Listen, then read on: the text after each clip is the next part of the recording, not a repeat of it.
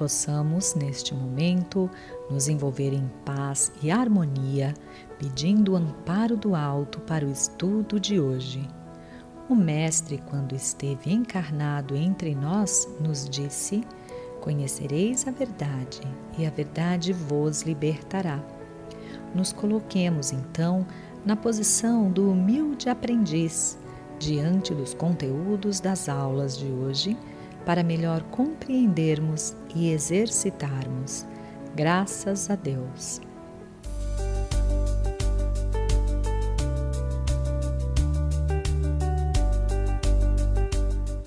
Olá, seja bem-vindo ao nosso curso O que é o Espiritismo, terceira aula. O tema é Evangelho no Lar. Está olhando essa figura? É uma ferramenta, é uma caixa de ferramenta. Temos que nos perguntar o que é isso e para que essa ferramenta serve, qual é a função de qualquer ferramenta, e a ferramenta é Evangelho no Lar. A partir desse instante, lembre-se, Evangelho no Lar, por ser ferramenta, você tem liberdade. Usa ou não usa, se quiser. Mas, saiba, essa é uma ferramenta poderosa. Está preparado para conhecer? Vamos começar? O que é esse Evangelho no Lar e quais são os passos e o porquê que me beneficia fazer esse Evangelho no Lar? Esse Evangelho no Lar é uma reunião simples, singela, onde a família estará reunida em torno de 15 a 30 minutos, o ideal é de 15 a 20 minutos, no máximo 30, uma vez por semana. E o que é que nós vamos fazer nessa reunião singela?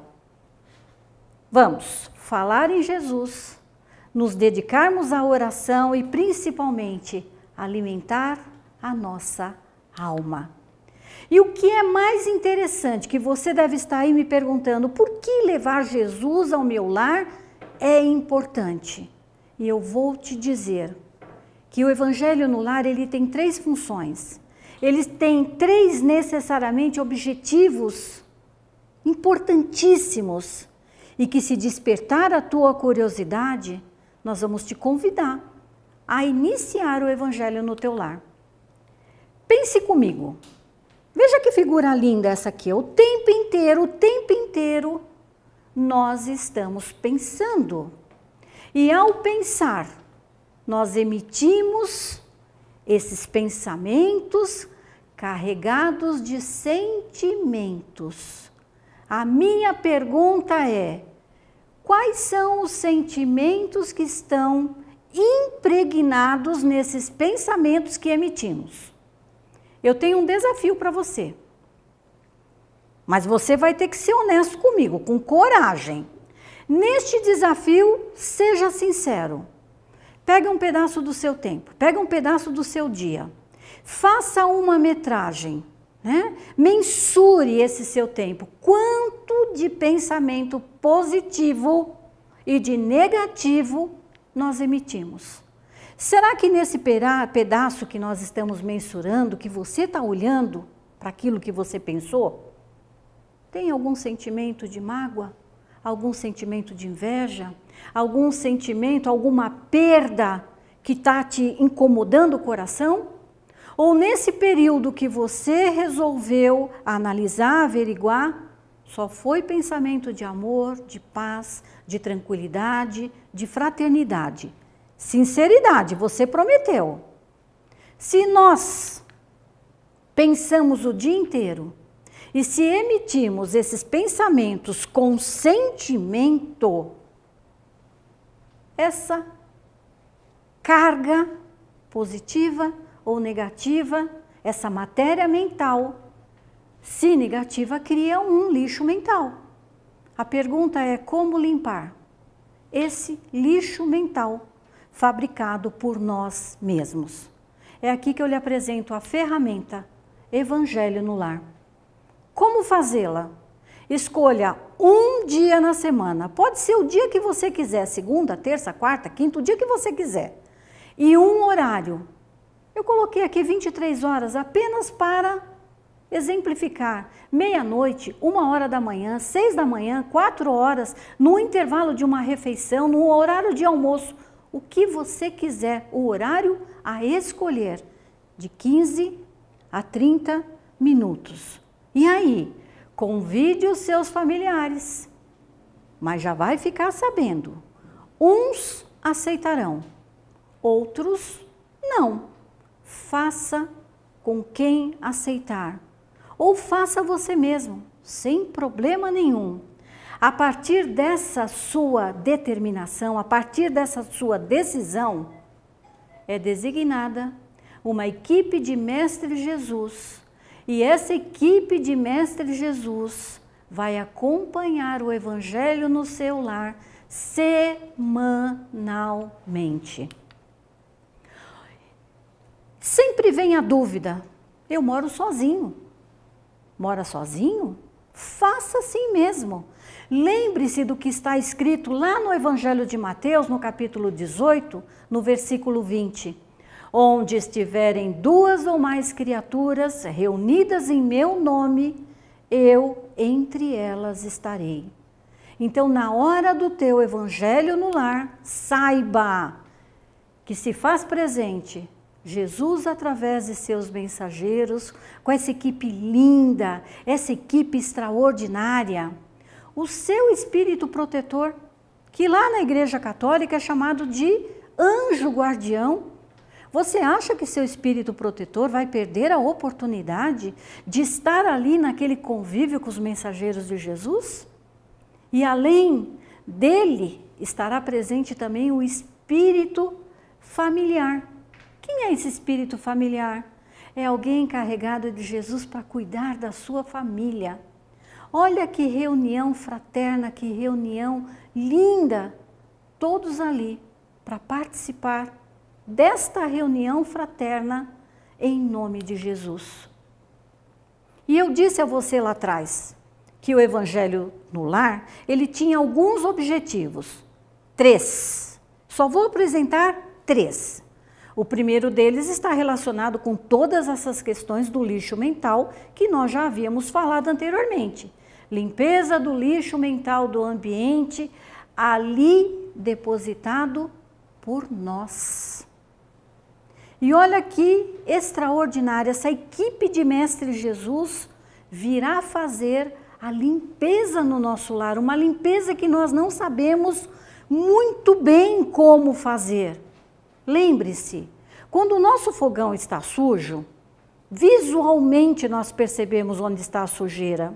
Nós limpamos e nós percebemos visualmente que agora aquele ambiente, aquele fogão está limpo. Como fazer isso? Com um tipo de sujeira que é invisível aos nossos olhos. Então, o Evangelho no Lar faz, através dos mensageiros de Jesus, essa limpeza. Mas tem 2 outros objetivos ainda, que é os laços familiares. Eu preciso estreitar os laços familiares com aqueles que convivem lá comigo. Eu preciso aprender a aceitar o meu familiar exatamente do jeito que ele é. E um terceiro objetivo, que é conhecer e colocar em prática os ensinos de Jesus. Esse é o objetivo mais importante do Evangelho no Lar. E você deve estar me perguntando, mas por que eu vou levar, né, esse Evangelho para minha casa? Por que é importante eu estreitar os laços familiares lá com aqueles com os quais eu convivo? E eu digo a você, nós precisamos aprender a ouvir mais, a dividir mais, a compartilhar mais, a perdoar, não só o outro. O perdão ao outro é importante, mas precisamos perdoar a nós mesmos. E importantíssimo, amar o próximo como gostaríamos de ser amados. E por que levar ainda? Por que é tão importante ter Jesus no meu lar? Como é que nós vamos aprender a amar, sem entender as grandes lições que Mestre Jesus nos trouxe. É lá no Evangelho de Jesus que está todo o ensinamento básico do que é que eu tenho ou não tenho que fazer para aprender a amar o outro, para aprender a tolerar o outro, para aprender a entender o outro, mesmo que ele não me entenda. Então, queridos, será que nós já entendemos tudo acerca do perdão? Será que nós já entendemos tudo acerca de amar? É um desafio. Vamos analisar, vamos pensar. Será que já conhecemos tudo acerca das lições que Mestre Jesus trouxe para nós? Ou esse é um ensinamento pouco a pouco, que sedimenta, que você para, que você pensa, que você analisa, que você constrói um sentimento construído. Mestre, quando passou aqui, nos disse que éramos luzes e que tudo aquilo que ele fazia, nós poderíamos fazer e muito mais. Olha o que Mestre Jesus nos disse, ele nos garantiu que você é uma potência. Você precisa acreditar que você é uma potência divina. E sendo uma potência divina, nós podemos transformar o nosso ambiente. Como? Implante o Evangelho no lar? Faça. Você pode fazer a diferença no seu lar.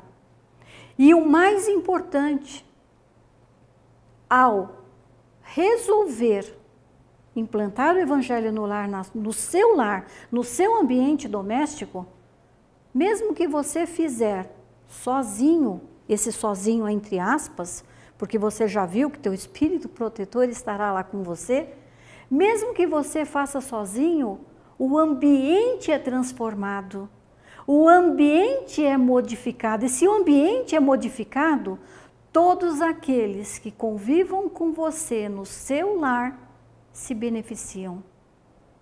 Não é extraordinário? Não é encantador? Existe um roteiro, você vai me perguntar? Sim, nós temos um livro aqui, da edição da Federação Espírita do Estado de São Paulo, Evangelho no Lar, Nosso Encontro com a Paz, e neste livro, Evangelho no Lar, existe um roteiro, mas é uma sugestão. Você adota ou não adota, se quiser. E o que é que este roteiro contém? Ele contém 5 passos. O Evangelho no lar em 5 passos. Sempre esse Evangelho deve ser feito em voz alta. Aí você vai perguntar, mas por que eu tenho que fazer em voz alta? Eu sei ler?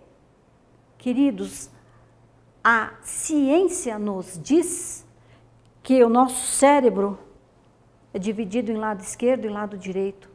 E o lado que pensa é o lado contrário daquele que fala e ouve. Quer se concentrar melhor? Quer focar o Evangelho naqueles 15 minutos? Leia em voz alta. Faça tudo em voz alta. E qual é o roteiro?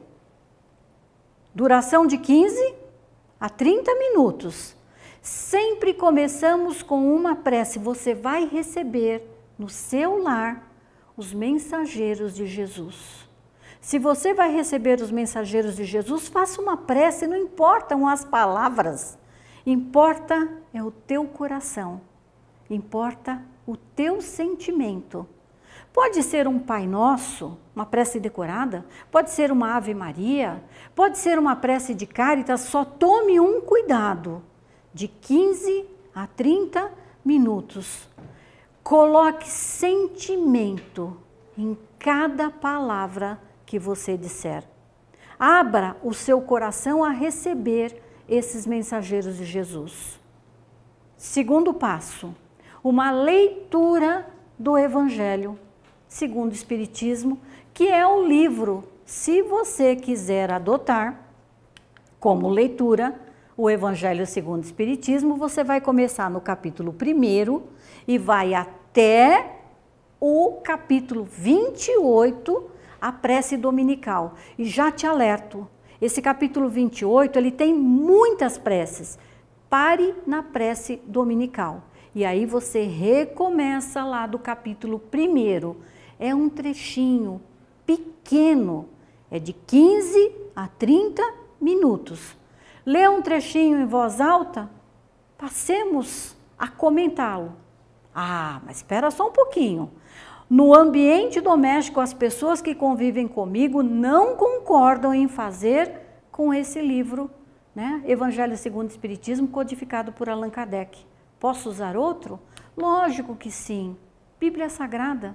Onde é que nós vamos encontrar os ensinos de Jesus? No Novo Testamento.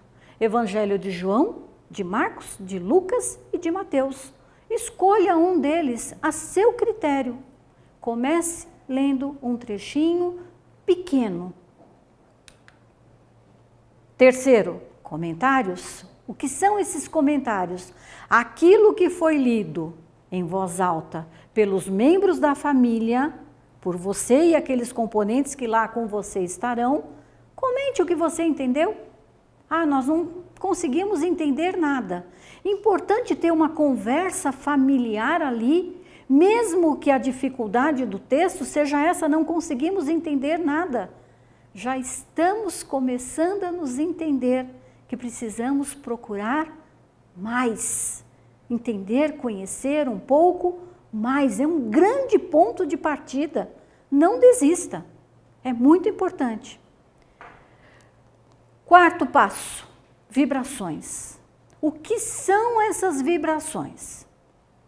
Vibração é deixar que do teu coração irradie sentimentos. Sentimentos de paz, de saúde, de fraternidade, de amor. Vibre. Neste roteiro você vai encontrar a orientação para vibrar por 3 pontos importantes. Primeiro, pelo planeta Terra. E o que é que você vai vibrar pelo planeta Terra? Paz, saúde, fraternidade. Vibre, vibre mesmo. Muita paz para o meu planeta Terra, muita luz, muita saúde. Respira. Vibre agora pela implantação do Evangelho de Jesus em cada lar. O teu lar está inserido nesse meio. Mas coloque sentimento, vibre mesmo, né? Pela implantação do Evangelho de Jesus em cada lar. Terceiro, vibre agora pelo teu lar. Paz, fraternidade, luz, harmonia, muito amor para o teu lar. Envolva todos aqueles que convivam com você neste abraço de paz, de amor, de fraternidade. E o último, prece final. Não começamos com a prece inicial? Prece inicial, comentário do Evangelho, prece inicial, leitura do Evangelho, comentário do Evangelho, as vibrações. Encerremos com prece final. Recebemos muito dessa equipe linda e extraordinária que está conosco nesse dia. Está na hora de agradecermos. Agradecermos por tudo que recebemos, agradecer por tudo aquilo que fizeram conosco, né? Abrir o nosso coração sincero, dizendo a eles, mensageiros queridos, que bom que estiveram aqui conosco no dia de hoje. Agradecemos todas as bênçãos que recaíram sobre nós. Não quer fazer uma prece espontânea? Encerra com o Pai Nosso, encerra com a Ave Maria. Não tem problemas nenhum. A equipe que está lá está em nome de Jesus para te ajudar, te amparar, te sustentar, te fortalecer. Não é reconfortante isso? E você vai me perguntar, Evangelho no Lar é coisa da Federação Espírita do Estado de São Paulo? E eu vou te dizer, A primeira reunião de Evangelho no Lar foi feita por Jesus, na casa de Pedro. Se reuniram ali com a família de Pedro, Mestre Jesus ensinou as suas lições. E você tem essas informações nesse livro extraordinário que é Jesus no Lar, de psicografia de Francisco Cândido Xavier, pelo espírito de Nélio Lúcio. Nessa primeira reunião, foi formalmente implementado o primeiro evangelho no lar do Novo Testamento. E é importante, relembre sempre, não é só você que é o beneficiado, todos aqueles que lá se encontram no seu lar serão beneficiados. No seu lar começa a construção de um mundo melhor, a esperança de um mundo melhor, a transformação de um mundo melhor. É lá no seu lar que vai ser literalmente apontado uma luz, a luz da esperança, a luz da fraternidade, a luz do amor. Você que está aí, pare para pensar, você merece isso. Dúvidas sempre vão surgir. Implementei o evangelho no lar na minha casa, mas tenho uma viagem para fazer. E aí, o que eu faço? É possível fazer o evangelho no lar onde você estiver? No hotel? Na casa de um amigo?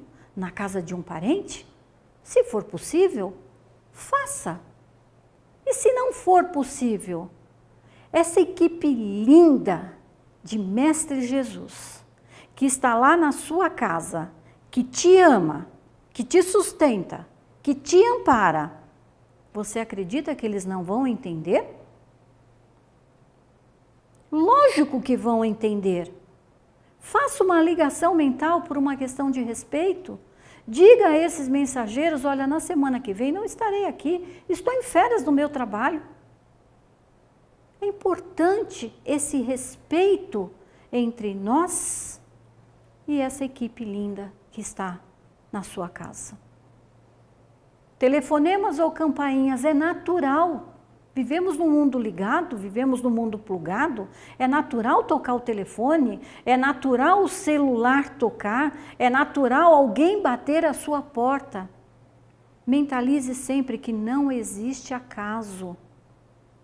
Se for a campainha, convide a pessoa a adentrar ao seu lar, diz a ela que você está fazendo evangelho no lar, convide-a a participar, a conhecer o que é esse evangelho no lar. Quem sabe seja mais um ponto de luz lá na frente a ser implementado. Campainhas, delicadamente, com muito coração, diga, né? Não no caso da campainha, mas no caso do telefone, no caso do celular, explique, estou fazendo o meu evangelho no lar, me liga um pouco depois. Coração aberto, espontâneo. Essa equipe de Mestre Jesus sabe das necessidades de cada um. Quer fazer evangelho no lar com o seu gatinho, com o seu cachorro, no meio do seu jardim, com as suas plantas queridas? Não tem problema nenhum. O local, assim como o local, é o melhor e o mais confortável para você e a sua família. Não existe isso, ó, só faço no meu quarto, tenho que fazer sempre só lá no meu quarto? Lógico que não. Os mensageiros de Jesus não estão preocupados com o local. Os mensageiros de Jesus e Mestre Jesus está preocupado com a tua determinação em realizar esse evangelho no lar, com a tua persistência em realizar esse evangelho no lar. O local é o de menor importância. Fazer com os nossos animaizinhos, fazer com as nossas plantas, não tem inconveniente nenhum. Agora pense nas crianças. Se você resolver fazer evangelho no lar com crianças, dependendo do tipo de idade da criança, talvez seja interessante se adotar uma leitura um pouco mais apropriada. A Federação Espírita do Estado de São Paulo tenho um livro chamado Evangelho segundo o Espiritismo para crianças, da edição da FEESP. É um linguajar mais, apropriado a essa parte, a esses integrantes da nossa família.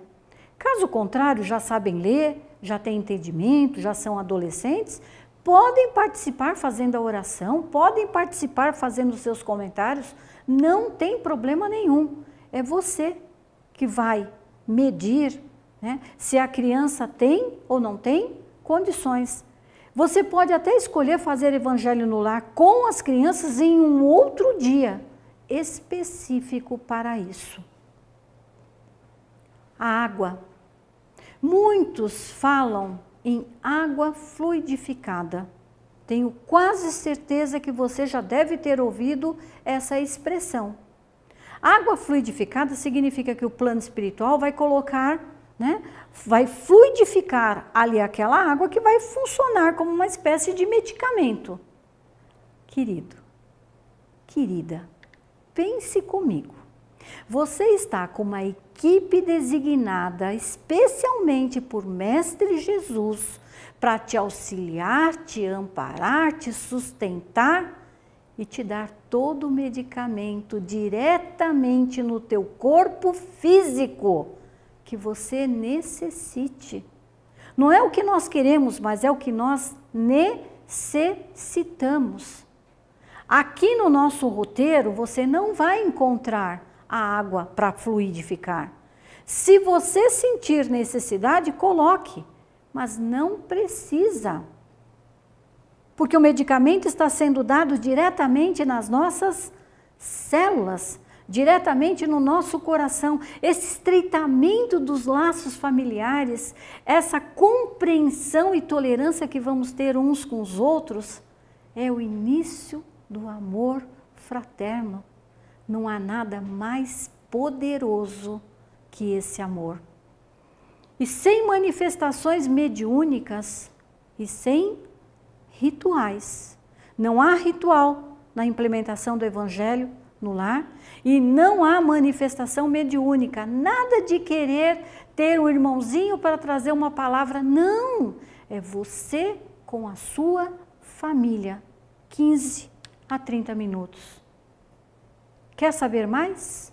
Está aqui a nossa bibliografia, Nosso Encontro com a Paz. Nós temos 2 livros aqui, nós temos o livro do Nélio Lúcio que eu indiquei para vocês. E vamos fixar o aprendizado? Está pronto? Será que você entendeu tudo? 3 perguntinhas bem simples aqui, ó. Qual a finalidade do Evangelho no Lar? Quais os itens que compõem esse roteiro dessa reunião? E na sua opinião, qual a motivação para a prática do Evangelho no seu lar? Olha que imagem linda. Olha a equipe de Mestre Jesus trabalhando em nosso favor. Acredite, Jesus vela por você, mas você precisa fazer a sua parte. Muita paz a todos.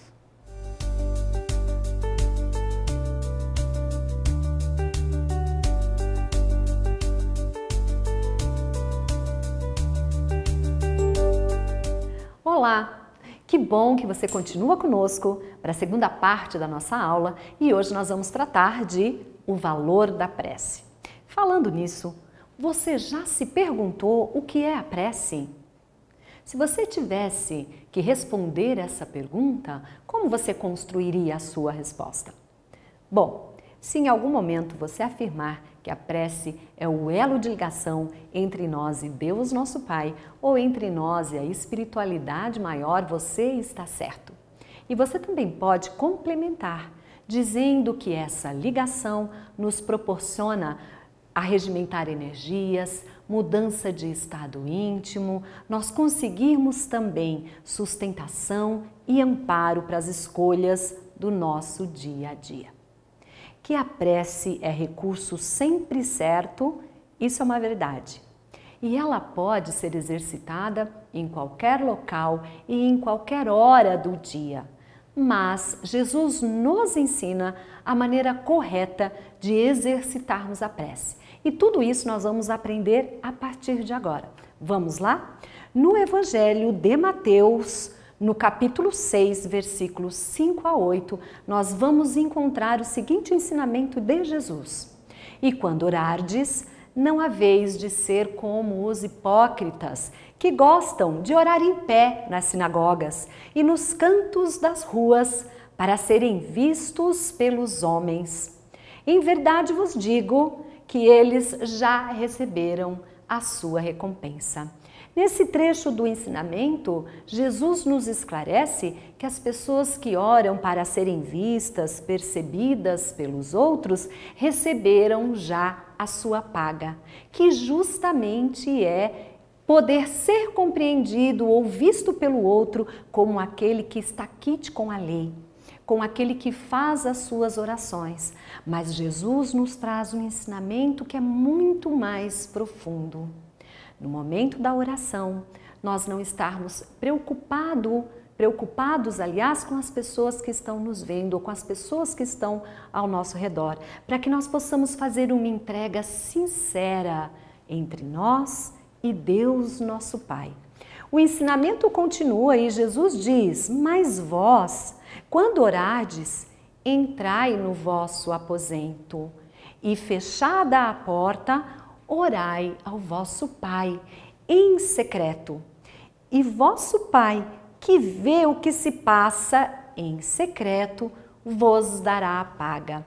Jesus esclarece o ensinamento da parte anterior, quando ele diz e nos sugere que nesses momentos de orações nós estejamos recolhidos, nos entregando totalmente a essa prática que visa essa nossa ligação.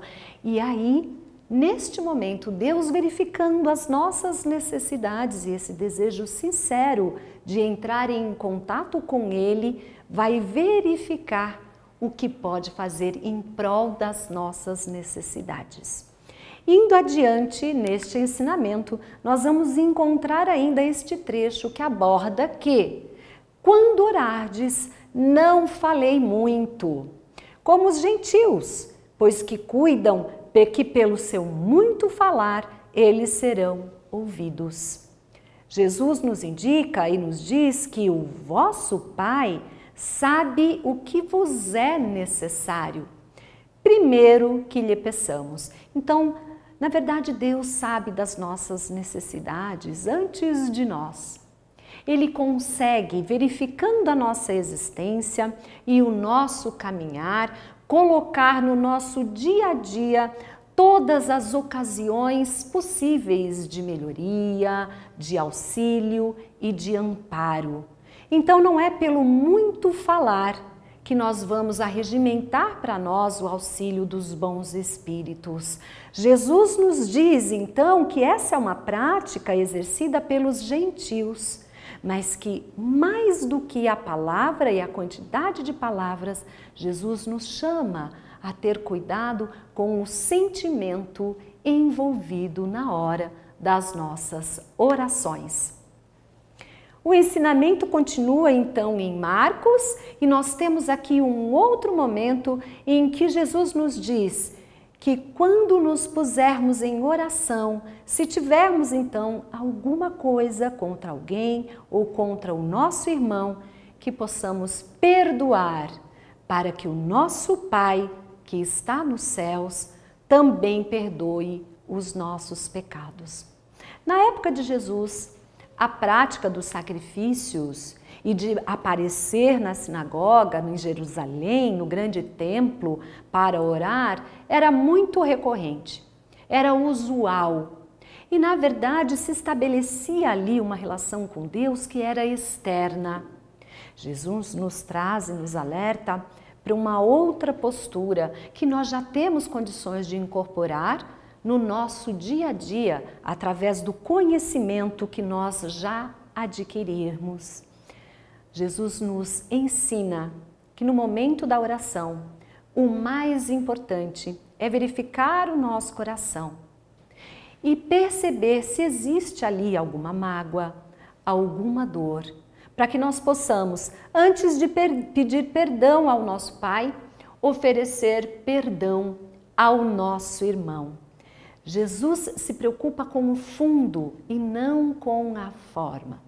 Jesus nos mostra a necessidade de mudarmos o nosso interior. E ele nos alerta que a oração é um meio que pode nos arregimentar energias para que essas mudanças sejam efetuadas em nós. Então, na hora da prece, o perdão é importantíssimo. A nossa prece se torna agradável a Deus quando nós nos encaminhamos até Ele com um coração purificado ou com um coração disposto a fazer em nós as mudanças necessárias para nos alinharmos com as leis de Jesus, com o Evangelho de Jesus, melhor dizendo. Porque qualquer outra atitude seria contrária a essa lei de caridade e essa lei de amor que Jesus veio nos ensinar.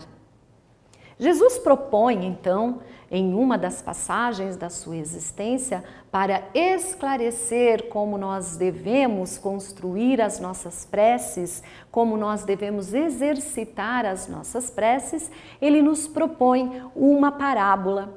E nessa parábola nós podemos verificar o quanto muitas vezes nós estamos convencidos de que nós estamos, no momento de prece, nos reportando de maneira adequada a Deus.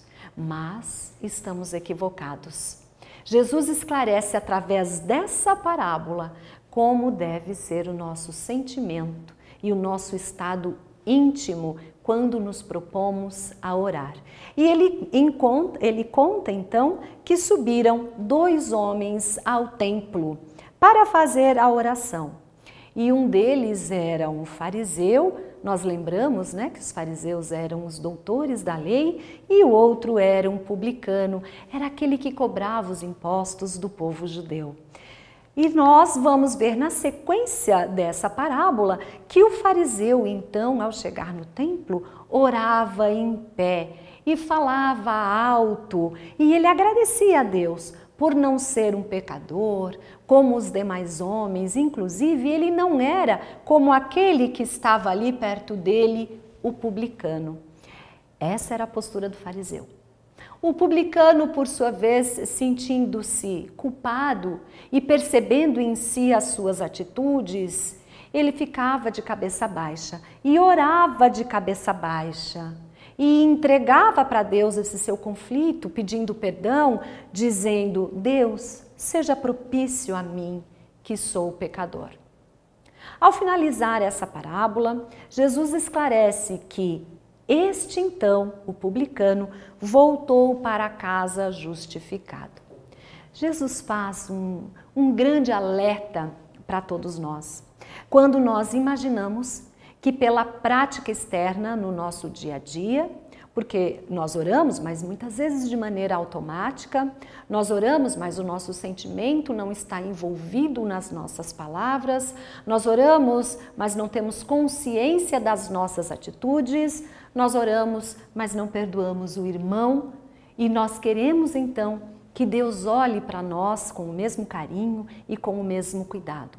Jesus diz que aquele que reconhece as suas más inclinações, os desafios que tem a vencer em si mesmo, as mudanças que tem que fazer para que a sua conduta se torne uma conduta dita cristã, este no momento da oração, que vai com humildade, este volta para casa reconhecido.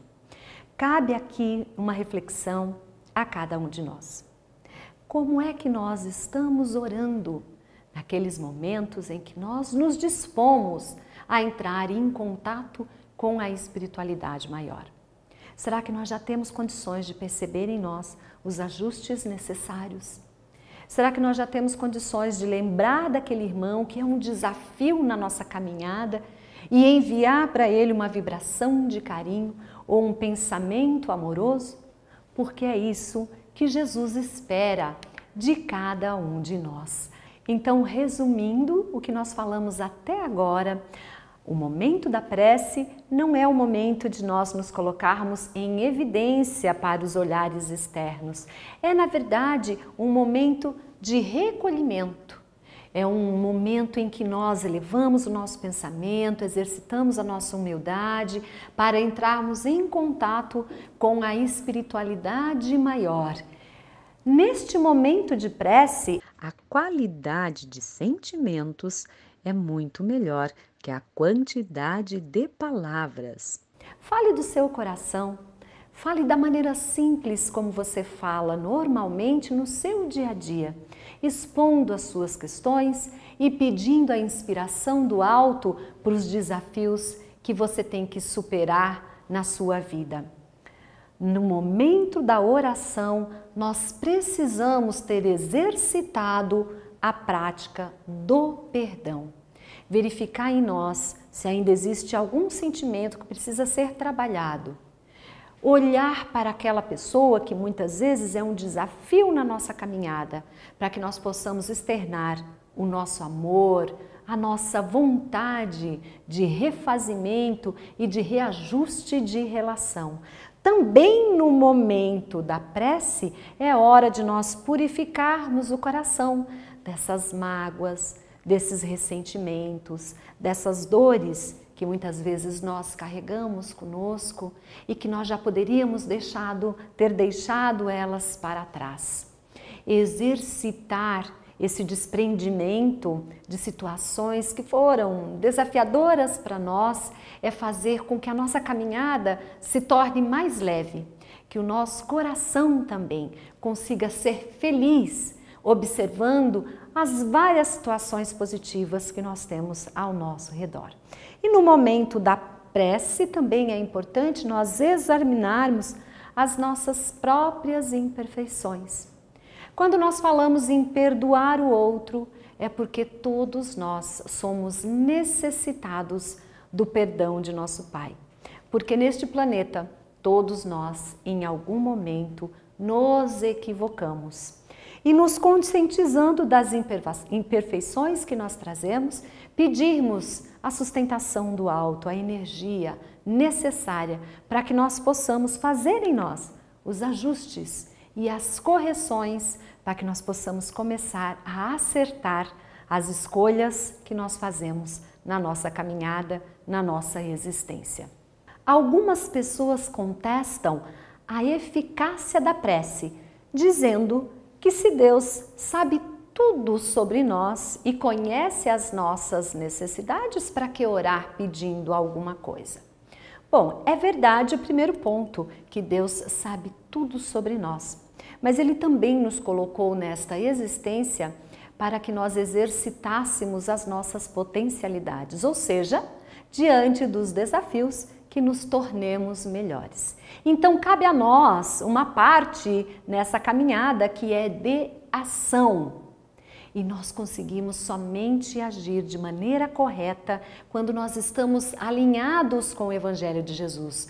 A eficácia da prece se mostra em nós quando nós arregimentamos as forças para seguir adiante da melhor maneira.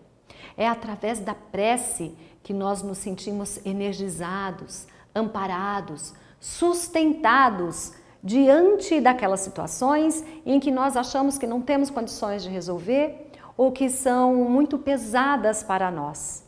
Mas aí quando nós aliamos a nossa fé, a nossa força com o amparo do alto, nós percebemos um ditado que é muito popular, que com certeza você conhece e que diz que Deus nos dá o frio conforme o nosso cobertor. Significa dizer que nós temos em nós todos os recursos. Às vezes nós não acreditamos, mas através da prece nós podemos aliar a nossa força, a força do plano maior, fazendo com que esses recursos se movimentem em nós e nós tenhamos condições de ir adiante e de superar as nossas dificuldades. Então, através da prece, Deus sempre nos concederá confiança diante de nós mesmos, diante das situações que nós vivenciamos, coragem para ir adiante, coragem para mudar, coragem para fazer diferente. Deus também nos proporciona paciência. Diante de muitas situações no nosso dia a dia, não é nem necessário a ação. É necessário ter paciência, esperar os desdobramentos, né, de cada situação que nós estamos vivenciando. Deus também nos auxilia com resignação, aguardar o momento certo para agir, aceitar aquilo que nós não podemos mudar, mas ainda assim aprender a conviver da melhor maneira com cada situação.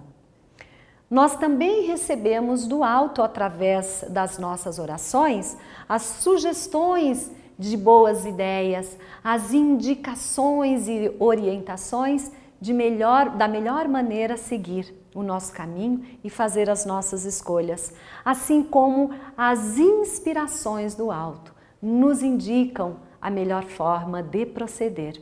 Então a prece nos auxilia, queridos amigos, a mudar esse nosso estado íntimo, fazendo com que acreditemos que nós também podemos, que nós também conseguimos ser felizes e resolver todas as situações da nossa vida da melhor maneira.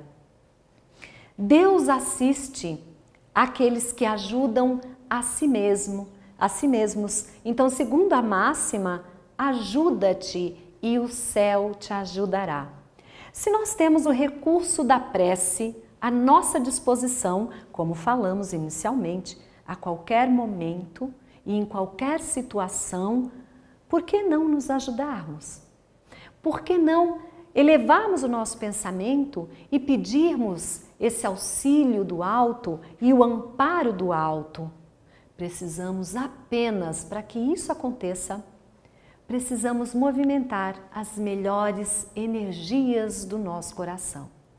E entrando em contato com a espiritualidade maior, colocar, esclarecer os desafios que nós vivemos, solicitando essas orientações e a sustentação para irmos adiante. Lá no Evangelho segundo o Espiritismo, no capítulo 27, nós vamos encontrar a passagem de um homem que está sedento, caminhando pelo deserto. Então ele ora a Deus, pedindo auxílio, mas ninguém vem lhe dar de beber. Mas naquele momento, os espíritos superiores o inspiram para caminhar em determinada direção. Este homem, então, arregimentando as suas forças, ele se levanta e avança. E logo lá na frente ele encontra um oásis. Muito bem, se este homem tiver fé, ele vai agradecer a Deus pelo pensamento que lhe foi inspirado para seguir na direção certa. Mas se esse homem não tiver fé, ele vai pensar por si mesmo: que boa ideia eu tive, eu sou feliz pela minha coragem e por não ter me deixado abater. Amigos, quando nós oramos e quando as inspirações vêm até nós, será que nós já percebemos que o plano espiritual cuida de cada um de nós por todo o caminho, ou nós ainda acreditamos que as nossas preces, na verdade, nada trazem de benefício para cada um de nós? É preciso estar atento às nossas crenças, aos nossos pensamentos, pois as nossas preces, elas são sempre atendidas. Muitas vezes nós não compreendemos, mas o plano espiritual tem recursos de auxílio que nós desconhecemos. Então é importante comentarmos que através da prece nós podemos não somente pedir como normalmente nós fazemos, mas nós podemos e devemos também louvar a Deus e agradecer por tudo que temos recebido todos os dias de nosso Pai. A prece é um ato de adoração. Orar a Deus é pensar em Deus e, mais do que pensar, é aproximar-se de Deus, é pôr-se em contato, em comunicação com Ele, que nós possamos adquirir este hábito da oração ao deitar, ao acordar e diante de todas as tarefas às quais nós nos dispomos a realizar. Jesus nos deixou um modelo de prece que é concisa e que resume todos os nossos deveres em relação a Deus nosso Pai, que é a oração dominical ou o Pai Nosso. Esta é a prece que nós podemos exercitar para adquirir o nosso hábito de oração, mas não de maneira automática. É importante, quando orar o Pai Nosso, que nós possamos refletir sobre cada palavra e sobre cada colocação. Essa prece é um recurso lindo que Jesus nos deixa como um grande presente para que nós possamos, através dela, entrar em contato com a espiritualidade maior. Que nós possamos, então, adquirir o hábito da oração, seja ao deitar, seja ao acordar ou em todos os momentos quando vamos iniciar as tarefas que nós nos propomos. Como fixação da aprendizagem, nós vamos deixar 3 perguntas para que você responda. E eu sugiro que você faça isso até para que você verifique o quanto conseguiu absorver deste conteúdo. Se tiver alguma dificuldade, reveja a aula ou dê uma olhada no livro do nosso curso. A primeira pergunta é: o que é prece? A segunda pergunta: qual prece é mais agradável a Deus? A terceira pergunta: na sua opinião, qual o valor da prece? Nós vamos deixar também para você a bibliografia deste conteúdo, caso você queira aprofundar no seu aprendizado. E para finalizar, nós trouxemos um trecho do livro Boa Nova, de Humberto de Campos, psicografado por Francisco Cândido Xavier, aonde Pedro pergunta a Jesus sobre a prática da prece. E Jesus responde dessa forma: em tudo deve a oração constituir o nosso recurso permanente de comunhão ininterrupta com Deus. Que nós possamos fazer com que todas as nossas escolhas, com que todas as nossas posturas diante da vida e as nossas atitudes sejam preces encaminhadas a Deus nosso Pai e à espiritualidade maior. Muita paz! Obrigada por ter ficado conosco até aqui e nós nos encontramos numa próxima aula. Até lá!